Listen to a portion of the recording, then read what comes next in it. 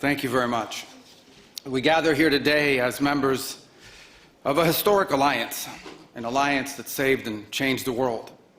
You know, when this conference began in 1963, it was in a nation, actually it was on a continent, that was divided against itself. The line between communism and freedom ran through the heart of Germany. The first barbed fences of the Berlin Wall had gone up just 2 years prior. And just months before that first conference, before our predecessors first met here in Munich, the Cuban Missile Crisis had brought the world to the brink of nuclear destruction. Even as World War II still burned fresh in the memory of Americans and Europeans alike, we found ourselves staring down the barrel of a new global catastrophe. One with the potential for a new kind of destruction, more apocalyptic and final than anything before in the history of mankind. The time of that first gathering, Soviet communism was on the march. Thousands of years of Western civilization hung in the balance. At that time, victory was far from certain. But we were driven by a common purpose. We were unified not just by what we were fighting against. We were unified by what we were fighting for. And together, Europe and America prevailed. And a continent was rebuilt. Our people prospered. In time, the East and West blocks were reunited. A civilization was once again made whole. That infamous wall that had cleaved this nation into two came down, and with it an evil empire. And the East and West became one again. But the euphoria of this triumph led us to a dangerous delusion that we had entered, quote, the end of history, that every nation would now be a liberal democracy, that the ties formed by trade and by commerce alone would now replace nationhood, that the rules-based global order, an overused term, would now replace the national interest, and that we would now live in a world without borders where everyone became a citizen of the world. This was a foolish idea that ignored both human nature and it ignored the lessons of over 5,000 years of recorded human history. And it has cost us dearly. In this delusion, we embraced a dogmatic vision of free and unfettered trade, even as some nations protected their economies and subsidized their companies to systematically undercut ours, shuttering our plants, resulting in large parts of our societies being deindustrialized, shipping millions of working and middle-class jobs overseas, and handing control of our critical supply chains to both adversaries and rivals. We increasingly outsourced our sovereignty to international institutions while many nations invested in massive welfare states at the cost of maintaining the ability to defend themselves. This, even as other countries have invested in the most rapid military buildup in all of human history and have not hesitated to use hard power to pursue their own interests.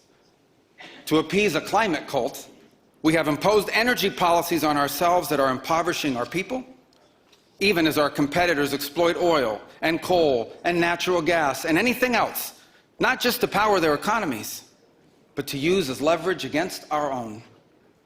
And in a pursuit of a world without borders, we opened our doors to an unprecedented wave of mass migration that threatens the cohesion of our societies, the continuity of our culture, and the future of our people. We made these mistakes together. And now, together, we owe it to our people to face those facts and to move forward, to rebuild. Under President Trump, the United States of America will once again take on the task of renewal and restoration, driven by a vision of a future as proud, as sovereign, and as vital as our civilization's past. And while we are prepared, if necessary, to do this alone, it is our preference and it is our hope to do this together with you, our friends here in Europe. For the United States and Europe, we belong together. America was founded 250 years ago. But the roots began here on this continent long before. The men who settled and built the nation of my birth arrived on our shores carrying the memories and the traditions and the Christian faith of their ancestors as a sacred inheritance, an unbreakable link between the old world and the new. We are part of one civilization, Western civilization. We are bound to one another by the deepest bonds that nations could share, forged by centuries of shared history, Christian faith, culture, heritage, language, ancestry, and the sacrifices our forefathers made together for the common civilization to which we have fallen heir. And so this is why we Americans may sometimes come off as a little direct and urgent in our counsel. This is why President Trump demands seriousness and reciprocity from our friends here in Europe. The reason why, my friends, is because we care deeply. We care deeply about your future and ours. And if at times we disagree, our disagreements come from our profound sense of concern about a Europe with which we are connected, not just economically, not just militarily. We are connected spiritually, and we are connected culturally. We want Europe to be strong. We believe that Europe must survive. Because the two great wars of the last century serve for us as history's constant reminder that ultimately our destiny is and will always be intertwined with yours. Because we know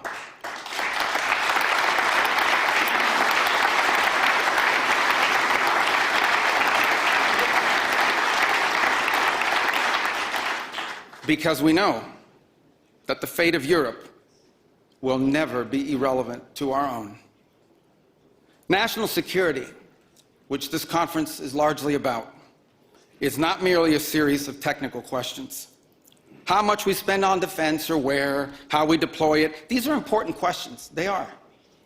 But they are not the fundamental one.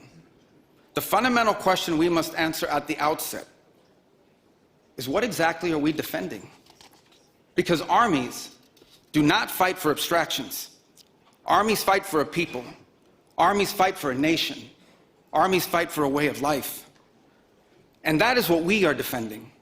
A great civilization that has every reason to be proud of its history, confident of its future, and aims to always be the master of its own economic and political destiny. It was here, in Europe, where the ideas that planted the seeds of liberty that changed the world were born. It was here, in Europe, which gave the world the rule of law, the universities, and the scientific revolution. It was this continent that produced the genius of Mozart and Beethoven, of Dante and Shakespeare, of Michelangelo and Da Vinci, of the Beatles and the Rolling Stones. And this is the place where the vaulted ceilings of the Sistine Chapel and the towering spires of the great cathedral in Cologne, they testify not just to the greatness of our past or to a faith in God that inspired these marvels. They foreshadow the wonders that await us in our future. But only if we are unapologetic in our heritage and proud of this common inheritance can we together begin the work of envisioning and shaping our economic and our political future. Deindustrialization was not inevitable. It was a conscious policy choice, a decades-long economic undertaking that stripped our nations of their wealth, of their productive capacity, and of their independence. And the loss of our supply chain sovereignty was not a function of a prosperous and healthy system of global trade. It was foolish.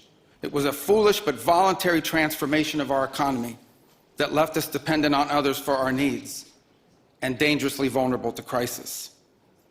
Mass migration isn't some fringe concern of little consequence. It was and continues to be a crisis which is transforming and destabilizing societies all across the West. Together, we can reindustrialize our economies and rebuild our capacity to defend our people. But the work of this new alliance should not be focused just on military cooperation and reclaiming the industries of the past. It should also be focused on together advancing our mutual interests in new frontiers, unshackling our ingenuity, our creativity, and the dynamic spirit to build a new Western century. Commercial space travel and cutting-edge artificial intelligence, industrial automation and flex manufacturing, creating a Western supply chain for critical minerals not vulnerable to extortion from other powers, and a unified effort to compete for market share in the economies of the global South. Together, we can not only take back control of our own industries and supply chains, we can prosper in the areas that will define the 21st century. But we must also gain control of our national borders. Controlling who and how many people enter our countries, this is not an expression of xenophobia, it is not hate. It is a fundamental act of national sovereignty. And the failure to do so is not just an abdication of one of our most basic duties owed to our people.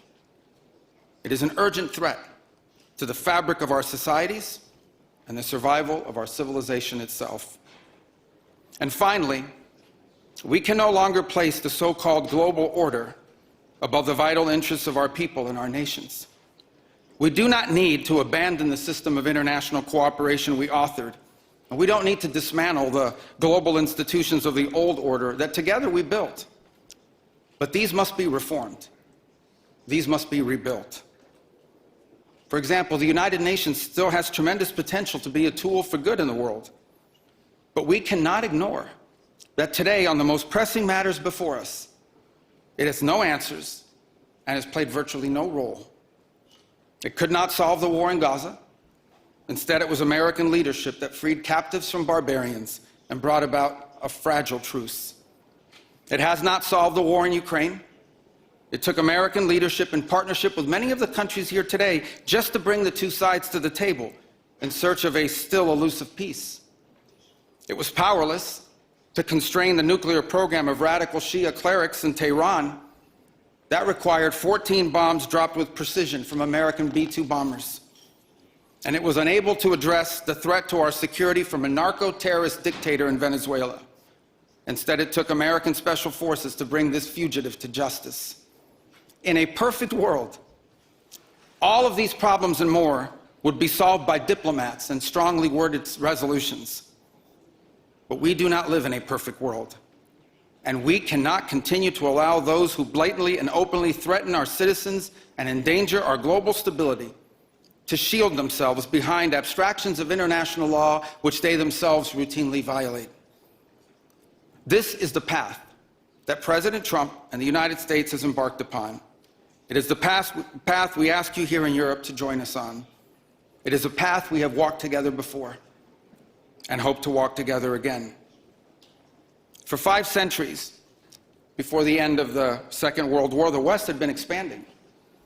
Its missionaries, its pilgrims, its soldiers, its explorers pouring out from its shores to cross oceans, settle new continents, build vast empires extending out across the globe. But in 1945, for the first time since the age of Columbus, it was contracting. Europe was in ruins. Half of it lived behind an iron curtain, and the rest looked like it would soon follow. The great Western empires had entered into terminal decline, accelerated by godless communist revolutions and by anti-colonial uprisings that would transform the world and drape the red hammer and sickle across vast swaths of the map in the years to come. Against that backdrop, then, as now, many came to believe that the West's age of dominance had come to an end, and that our future was destined to be a faint and feeble echo of our past.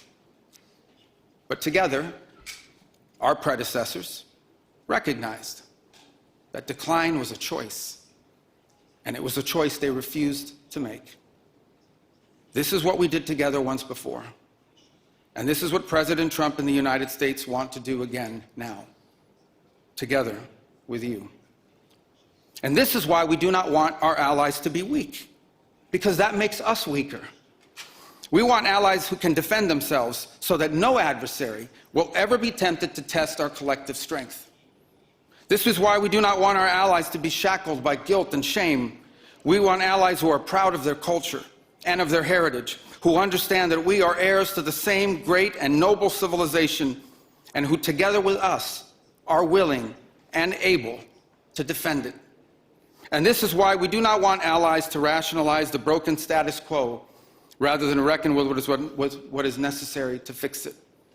For we in America have no interest in being polite and orderly caretakers of the West's managed decline. We do not seek to separate, but to revitalize an old friendship and renew the greatest civilization in human history. What we want is a reinvigorated alliance that recognizes that what has ailed our societies is not just a set of bad policies, but a malaise of hopelessness and complacency. The alliance that we want is one that is not paralyzed into inaction by fear. Fear of climate change, fear of war, fear of technology. Instead, we want an alliance that boldly races into the future. And the only fear we have is the fear of the shame of not leaving our nations prouder, stronger, and wealthier for our children. An alliance ready to defend our people, to safeguard our interests, and to preserve the freedom of action that allows us to shape our own destiny. Not one that exists to operate a global welfare state and atone for the purported sins of past generations. An alliance that does not allow its power to be outsourced, constrained, or subordinated to systems beyond its control. One that does not depend on others for the critical necessities of its national life. And one that does not maintain the polite pretense that our way of life is just one among many, and that asks for permission before it acts.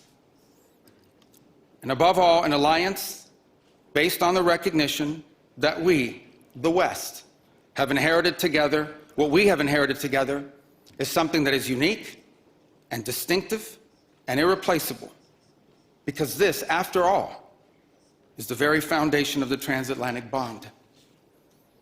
Acting together in this way, we will not just help recover a sane foreign policy, it will restore to us a clearer sense of ourselves. It will restore a place in the world.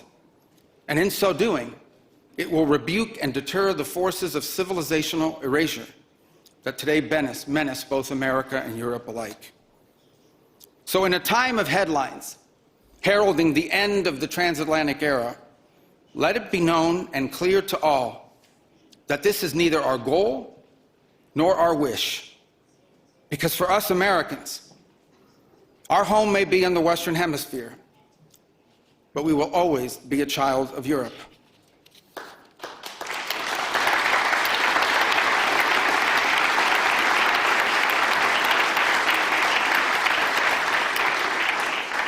Our story began with an Italian explorer whose adventure into the great unknown to discover a new world brought Christianity to the Americas and became the legend that defined the imagination of our pioneer nation. Our first colonies were built by English settlers, to whom we owe not just the language we speak, but the whole of our political and legal system. Our frontiers were shaped by Scots-Irish, that proud, hardy clan from the hills of Ulster that gave us Davy Crockett and Mark Twain and Teddy Roosevelt and Neil Armstrong. Our great Midwestern heartland was built by German farmers and craftsmen who transformed empty plains into a global agricultural powerhouse. And by the way, dramatically upgraded the quality of American beer. Our expansion into the interior followed the footsteps of French fur traders and explorers whose names, by the way, still adorn the street signs and town names all across the Mississippi Valley. Our horses, our ranches, our rodeos, the entire romance of the cowboy archetype that became synonymous with the American West. These were born in Spain. And our largest and most iconic city was named New Amsterdam before it was named New York. And you know that in the year that my country was founded, Lorenzo and Catalina Giraldi lived in Casal Monferrato in the Kingdom of Piedmont, Sardinia. And Jose and Manuela Reina lived in Sevilla, Spain. I don't know what, if anything, they knew about the 13 colonies which had gained their independence from the British Empire. But here's what I'm certain of. They could have never imagined that 250 years later, one of their direct descendants would be back here today on this continent, as the chief diplomat of that infant nation. And yet here I am, reminded by my own story that both our histories and our fates will always be linked. Together, we rebuilt a shattered continent in the wake of 2 devastating world wars. When we found ourselves divided once again by the Iron Curtain, the Free West linked arms with the courageous dissidents struggling against tyranny in the East to defeat Soviet communism. We have fought against each other, then reconciled, then fought, then reconciled again. And we have bled and died side by side on battlefields, from Kapyong to Kandahar. And I'm here today to leave it clear that America is charting the path for a new century of prosperity, and that once again, we want to do it together with you, our cherished allies and our oldest friends.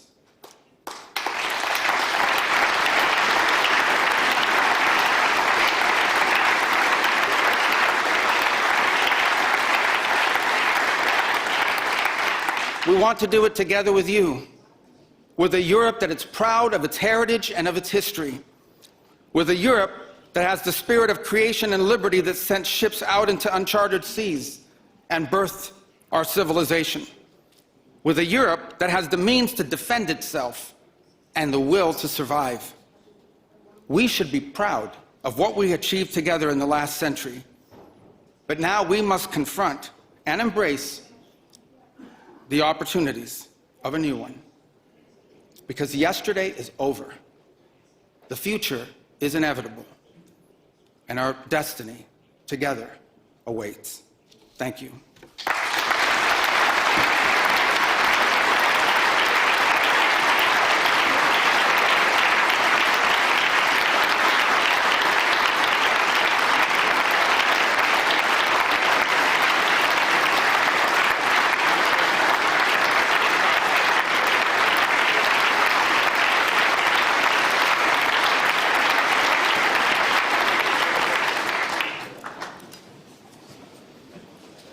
Mr. Secretary, I'm not sure you heard the sigh of relief through this hall when we were just listening to what I would interpret as a message of reassurance, of partnership.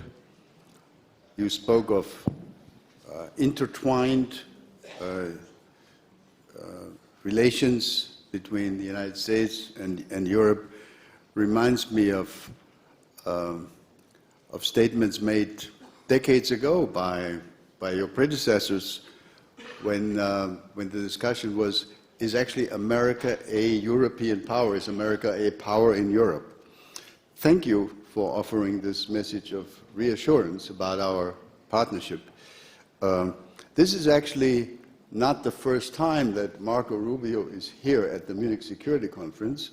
He's been here before, a couple of times, but it's the first time he has been, and he is the speaker as Secretary of State. So thank you again. We have only a couple of minutes now for just a few questions.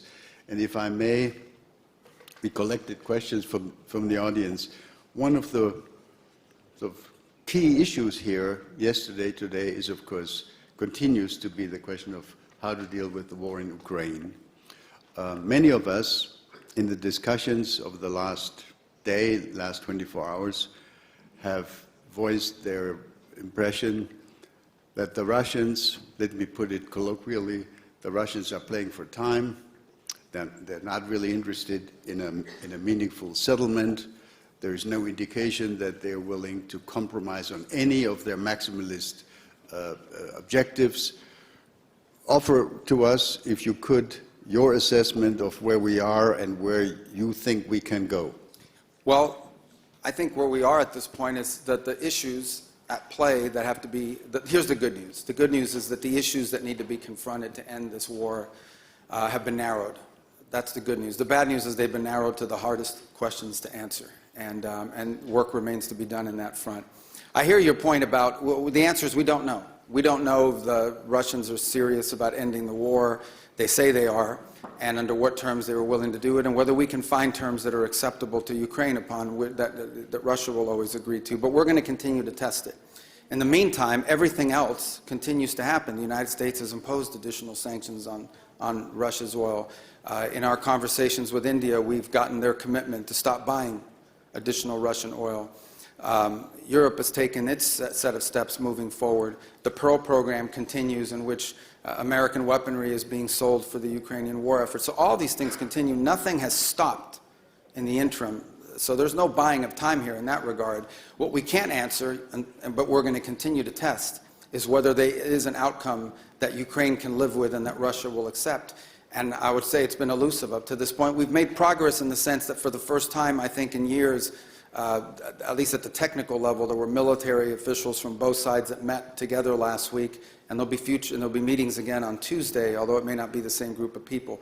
Look, we're going to continue to do everything we can to play this role of bringing this war to the end. I don't think anybody in this room would be against a negotiated settlement to this war so long as the conditions are just and sustainable. And that's what we aim to achieve, and we're going to continue to try to achieve it, even as all these other things continue to happen on the sanctions front and so forth. Thank you very much. I'm sure if we had more time, there would be many questions on Ukraine.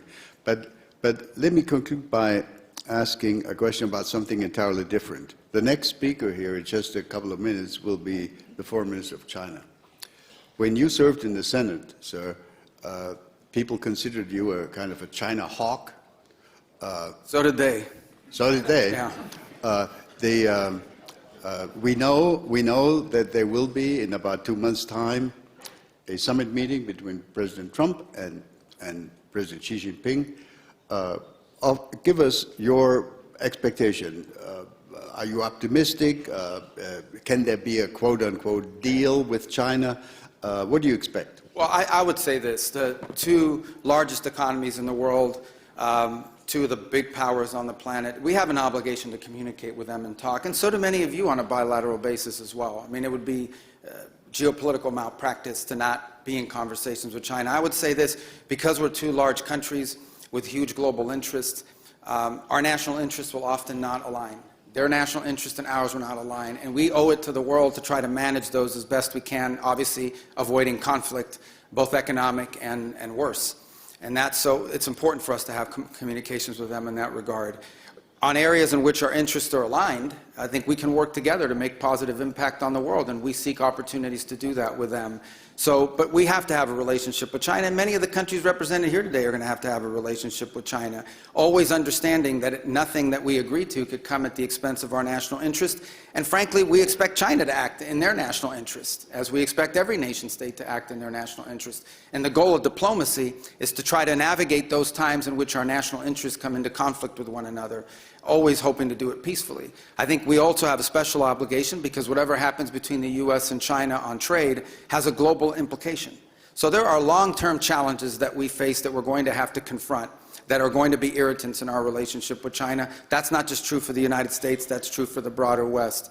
But I do think we need to try to manage those the best we can to avoid, unnecessary friction if it's possible. But no one is under any illusions. There are some fundamental challenges between our countries and between the West and China that will continue for the foreseeable future for a variety of reasons.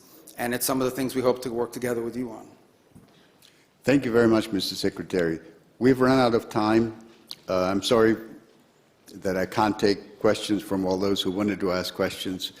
Mr. Secretary of State, thank you for this message of reassurance. I think this is much appreciated here in the hall. Let's offer a round of applause.